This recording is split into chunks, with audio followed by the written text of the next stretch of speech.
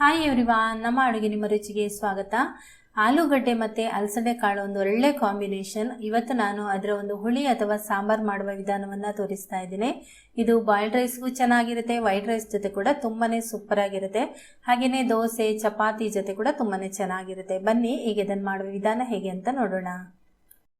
ಮೊದಲಿಗೆ ಇಲ್ಲಿ ನಾನು ಅಲಸಂದೆ ಕಾಳನ್ನು ನೀರಿನಲ್ಲಿ ನೆನೆ ಹಾಕಿಟ್ಟಿದ್ದೇನೆ. ಇದನ್ನು ರಾತ್ರಿನೇ ನೆನೆ ಹಾಕಿ ಮಾರನೇ ದಿನ ಮಾಡ್ಕೊಳ್ಬೋದು, ಅಥವಾ ಸುಮಾರು ಅಂದರೆ ಇದು ಒಂದು 6 ಗಂಟೆಗಳ ಕಾಲ ನೆನೆಯಬೇಕು.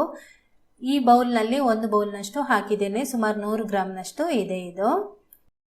ಇನ್ನೊಂದು ಬಿಳಿ ಬಣ್ಣದ ಅಲಸಂದೆ ಕಾಳು ಸಿಗುತ್ತೆ, ಅದು ಒಂದು 2 ಗಂಟೆಯಲ್ಲಿ ಕೂಡ ನೆನೆಯುತ್ತೆ ಅದು. ಈಗ ಇದನ್ನು ನೀವು ಪಾತ್ರೆಯಲ್ಲಿ ಕೂಡ ಬೇಯಿಸ್ಕೊಳ್ಬೋದು ಅಥವಾ ಕುಕ್ಕರಲ್ಲಿ ಕೂಡ ಬೇಯಿಸ್ಕೊಳ್ಬೋದು. ನಾನಿಲ್ಲಿ ಮಣ್ಣಿನ ಪಾತ್ರೆಯಲ್ಲಿ ಬೇಯಿಸ್ತಾ ಇದ್ದೀನಿ. ಸ್ವಲ್ಪ ನೀರು ಹಾಕಿಬಿಟ್ಟು ಅದು ಬಿಸಿ ಆದಮೇಲೆ ಈ ಅಲಸಂದೆ ಕಾಳನ್ನು ಹಾಕ್ತಾ ಇದ್ದೀನಿ. ಇದೀಗ ಇದರಲ್ಲಿ ಬೇಯಬೇಕು. ಫಸ್ಟ್ ಇದನ್ನು ನಾವು ಬೇಯಿಸ್ಕೊಳ್ಳೋಣ. ಒಂದು ಅರ್ಧ ಬೆಂದಾದ್ಮೇಲೆ ಇದಕ್ಕೆ ಆಲೂಗಡ್ಡೆಯನ್ನು ಸೇರಿಸ್ಕೊಳ್ಳೋಣ. ಈಗ ಇದಕ್ಕೆ ಮಸಾಲೆಗೆ ರೆಡಿ ಮಾಡ್ಕೊಳ್ಳೋಣ. ನಾನಿಲ್ಲಿ 6 ಒಣಮೆಣಸಿನಕಾಯಿಯನ್ನು ತಗೊಂಡಿದ್ದೀನಿ, 4 ಬ್ಯಾಡಗಿ ಮತ್ತು 2 ಗುಂಟೂರು. ನೀವು ಬ್ಯಾಡಗಿ ಆದರೆ ಎಲ್ಲವನ್ನು ಬ್ಯಾಡಗಿನೇ ತಗೊಳ್ಬೋದು. ನಂತರ ಸ್ವಲ್ಪ ಕರಿಬೇವು ತಗೊಂಡಿದ್ದೀನಿ, 1 ಗರಿಯಷ್ಟು ಕರಿಬೇವು ತಗೊಳ್ಳಿ. ಆಮೇಲೆ 1/4 ಟೀ ಸ್ಪೂನಷ್ಟು ಮೆಂತ್ಯ ಕಾಳು, 3 ಟೀ ಸ್ಪೂನ್ನಷ್ಟು ಧನಿಯಾ, ನಂತರ ಅರ್ಧ ಟೀ ಸ್ಪೂನ್ನಷ್ಟು ಜೀರಿಗೆ, 1/4 ಟೀ ಸ್ಪೂನಷ್ಟು ಸಾಸಿವೆ, ಆಮೇಲೆ 3 ಎಸಳು ಬೆಳ್ಳುಳ್ಳಿ, 1 ಸಣ್ಣ ತುಂಡು ಈರುಳ್ಳಿ ತಗೊಂಡಿದ್ದೀನಿ. ಈಗ ಈರುಳ್ಳಿ ಬೆಳ್ಳುಳ್ಳಿಯನ್ನು ಬಿಟ್ಟು ಬೇರೆ ಎಲ್ಲ ಮಸಾಲೆಗಳನ್ನು ನಾವೀಗ ಸ್ವಲ್ಪ ಎಣ್ಣೆ ಹಾಕಿ ಫ್ರೈ ಮಾಡ್ಕೊಳ್ಬೇಕು. ಬಾಣಲೆಗೆ ಅರ್ಧ ಟೀ ಸ್ಪೂನ್ನಷ್ಟು ಎಣ್ಣೆ ಹಾಕ್ಕೊಂಡಿದ್ದೀನಿ. ಈಗ ಮೊದಲಿಗೆ ಮೆಣಸಿನಕಾಯಿಯನ್ನು ಹುರಿಯೋಣ. ಈ ಮಸಾಲೆಯನ್ನು ಹುರಿಯುವ ವಿಧಾನದಲ್ಲಿ ಕೂಡ ಸಾಂಬಾರ್ ಅಥವಾ ಹುಳಿ ರುಚಿ ವ್ಯತ್ಯಾಸ ಆಗುತ್ತೆ. ಸರಿಯಾದ ವಿಧಾನದಲ್ಲಿ ಹುರ್ಕೊಂಡ್ರೆ ತುಂಬ ರುಚಿಯಾಗಿ ಬರುತ್ತೆ. ಈಗ ಮೆಣಸಿನಕಾಯಿ ಫ್ರೈ ಆಗಿದೆ, ತೆಗಿತಾ ಇದ್ದೀನಿ. ನಂತರ ಈ ಎಣ್ಣೆಗೆ ಮೊದಲಿಗೆ ನಾನು ಮೆಂತ್ಯ ಕಾಳು ಹಾಕ್ತಾ ಇದ್ದೀನಿ, ನಂತರ ಧನಿಯಾ, ಜೀರಿಗೆ, ಕರಿಬೇವು ಹಾಕ್ಕೊಂಡು ಫ್ರೈ ಮಾಡ್ಕೊಳ್ತಾ ಇದ್ದೀನಿ. ಎಣ್ಣೆ ಈಗಾಗಲೇ ತುಂಬ ಬಿಸಿ ಆಗಿರೋದ್ರಿಂದ ತುಂಬ ಬೇಗ ಇದು ಫ್ರೈ ಆಗುತ್ತೆ. ನಿಧಾನ ಉರಿಯಲ್ಲಿ ಇಟ್ಕೊಂಡು ಫ್ರೈ ಮಾಡ್ಕೊಳ್ಳಿ. ಈಗ ಕೊನೆಯದಾಗಿ ಸಾಸಿವೆ ಹಾಕ್ಕೊಂಡು ಫ್ರೈ ಮಾಡ್ಕೊಳ್ಳಿ. ಸಾಸಿವೆ ಹಾಕಿದ ಮೇಲೆ ತುಂಬ ಜಾಸ್ತಿ ಹೊತ್ತು ಬಿಡಬಾರ್ದು, ಕಹಿ ಬರುತ್ತೆ ಸಾಂಬಾರು. ಈ ಮಸಾಲೆ ತಣ್ಣಗಾಗಲಿ. ಈಗ ಇಲ್ಲಿ ಅಲಸಂದೆ ಕಾಳು ಬೆಂದಿದೆಯೇ ಇಲ್ವಾ ಅಂತ ನೋಡೋಣ. ಅಲಸಂದೆ ಕಾಳು ಒಂದು ಅರ್ಧದಷ್ಟು ಬೆಂದಾಗ ನಾವು ಈ ಆಲೂಗಡ್ಡೆಯನ್ನು ಸೇರಿಸ್ಕೊಳ್ಬೇಕು. ಆಲೂಗಡ್ಡೆ ಜೊತೆಗೆ ನಾನು 1 ಸಣ್ಣ ಈರುಳ್ಳಿ ಕೂಡ ಹಾಕ್ಕೊಂಡಿದ್ದೀನಿ.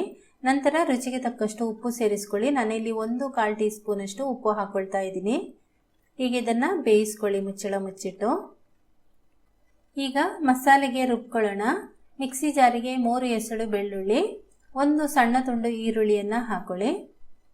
ನಂತರ 3/4 ಕಪ್ನಷ್ಟು ತೆಂಗಿನ ತುರಿಯನ್ನು ಹಾಕ್ಕೊಳ್ತಾ ಇದ್ದೀನಿ. ತೆಂಗಿನ ತುರಿಯನ್ನು ನೀವು ಮಸಾಲೆ ಜೊತೆಗೆ ಸ್ವಲ್ಪ ಫ್ರೈ ಮಾಡಿಕೊಂಡು ಕೂಡ ಹಾಕೋಬಹುದು. ಈಗ ಹುರಿದಿರುವಂತಹ ಈ ಮಸಾಲೆಯನ್ನು ಹಾಕ್ತಾ ಇದ್ದೀನಿ. ಸ್ವಲ್ಪ ನೀರು ಸೇರಿಸ್ಕೊಳ್ಳಿ.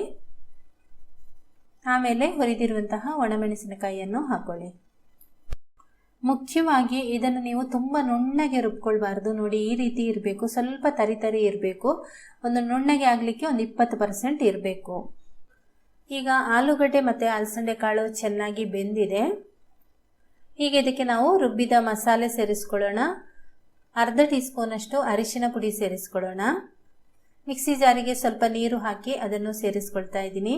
ಆಮೇಲೆ ಸಣ್ಣ ನೆಲ್ಲಿಕಾಯಿ ಗಾತ್ರದಷ್ಟು ಹುಣಸೆ ಹಣ್ಣಿನ ರಸ ಎಲ್ಲವನ್ನು ಹಾಕಿ ಚೆನ್ನಾಗಿ ಮಿಕ್ಸ್ ಮಾಡ್ಕೊಳ್ಳಿ. ತುಂಬ ನೀರಾಗಿರಬಾರ್ದು, ಇದು ಸ್ವಲ್ಪ ದಪ್ಪನಾಗಿರಬೇಕು, ಚೆನ್ನಾಗಿ ಬರುತ್ತೆ ಆವಾಗ. ಈಗ ಇದು ಒಂದು ಕುದಿ ಬರಬೇಕು. ನೋಡಿ, ದಪ್ಪ ಇಷ್ಟು ಇರಬೇಕು. ಇನ್ನು ಕುದಿದ ಮೇಲೆ ಇನ್ನು ಕೂಡ ಒಂದು ಸ್ವಲ್ಪ ದಪ್ಪ ಆಗುತ್ತೆ ಇದು. ಉಪ್ಪು ನೋಡಿಕೊಂಡು ರುಚಿಗೆ ತಕ್ಕಷ್ಟು ಉಪ್ಪು ಸೇರಿಸ್ಕೊಳ್ಳಿ. ಇಲ್ಲಿ ನಾನು ಒಂದು ಸ್ವಲ್ಪ ಇನ್ನೂ ಕೂಡ ಹುಣಸೆ ಹಣ್ಣಿನ ರಸ ಸೇರಿಸ್ಕೊಳ್ತಾ ಇದ್ದೀನಿ. ಈಗ ಇದು ಚೆನ್ನಾಗಿ ನೋಡಿ ಕುದಿ ಬರ್ತಾ ಇದೆ. ಲಾಸ್ಟಿಗೆ ಇಲ್ಲಿ ಸ್ವಲ್ಪ ಕೊತ್ತಂಬರಿ ಸೊಪ್ಪನ್ನು ಹಾಕಿ ಚೆನ್ನಾಗಿ ಕುದಿಸ್ಕೊಂಡ್ರೆ ಈ ಒಂದು ಹುಳಿ ರೆಡಿ ಆಗುತ್ತೆ. ಚೆನ್ನಾಗಿ ಕುದಿಸಿದ ಮೇಲೆ ನೋಡಿ, ಹುಳಿಯ ಕನ್ಸಿಸ್ಟೆನ್ಸಿ ಈ ರೀತಿ ಇರಬೇಕು. ನೋಡಿ, ತುಂಬಾ ಸೂಪರ್ ಆಗಿರುತ್ತೆ. ಈಗ ಇದಕ್ಕೆ ಒಂದು ಒಗ್ಗರಣೆ ಮಾಡ್ಕೊಳ್ಳೋಣ. ಒಗ್ಗರಣೆ ಮಾಡಲಿಕ್ಕೆ 3 ಸ್ಪೂನ್ನಷ್ಟು ಎಣ್ಣೆ ಬಿಸಿ ಮಾಡ್ಕೊಂಡಿದ್ದೀನಿ. ಎಣ್ಣೆ ಬಿಸಿ ಆದಮೇಲೆ ಅರ್ಧ ಟೀ ಸ್ಪೂನ್ ಸಾಸಿವೆ, ಒಂದು ಸ್ವಲ್ಪ ಉದ್ದಿನಬೇಳೆಯನ್ನು ಹಾಕ್ಕೊಳ್ಳಿ. ಸಾಸಿವೆ ಚಟಪಟ ಅಂತ ಆದಮೇಲೆ ಉದ್ದಿನಬೇಳೆ ಹಾಕಬೇಕು. ನಂತರ ಜಜ್ಜಿರುವಂತಹ 6 ಎಸಳು ಬೆಳ್ಳುಳ್ಳಿ ಹಾಕ್ಕೊಳ್ತಾ ಇದ್ದೀನಿ. ಸ್ವಲ್ಪ ಕರಿಬೇವು, 1 ಒಣಮೆಣಸಿನಕಾಯಿಯನ್ನು ಹಾಕಿಬಿಟ್ಟು ಬೆಳ್ಳುಳ್ಳಿ ಸ್ವಲ್ಪ ಕೆಂಪಗಾಗಬೇಕು ಇದರಲ್ಲಿ. ಈಗ ಸಾರಿಗೆ ಒಂದು 1/4 ಟೀ ಸ್ಪೂನ್ ಅಷ್ಟು ಇಂಗು ಹಾಕೊಳ್ತಾ ಇದ್ದೀನಿ. ಇದರ ಮೇಲೇನೆ ಈ ಬಿಸಿ ಒಗ್ಗರಣೆಯನ್ನು ಹಾಕೊಳ್ಳಿ.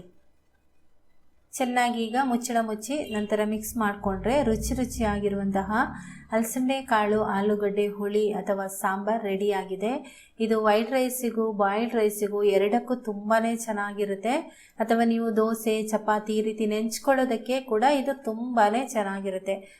ಓಕೆ ಫ್ರೆಂಡ್ಸ್, ಈ ಒಂದು ರೆಸಿಪಿ ನಿಮಗೆ ಇಷ್ಟ ಆಗಿದ್ದರೆ ಒಂದು ಲೈಕ್ ಮಾಡಿ, ನಿಮ್ಮ ಪರಿಚಯದವರಿಗೆ ಶೇರ್ ಮಾಡಿ. ಹಾಗೆಯೇ ನಮ್ಮ ಚಾನಲ್ಗೆ ನೀವೇನು ಸಬ್ಸ್ಕ್ರೈಬ್ ಆಗಲಿಲ್ಲ ಅಂದರೆ ದಯವಿಟ್ಟು ಸಬ್ಸ್ಕ್ರೈಬ್ ಮಾಡ್ಕೊಳ್ಳಿ. Thank you.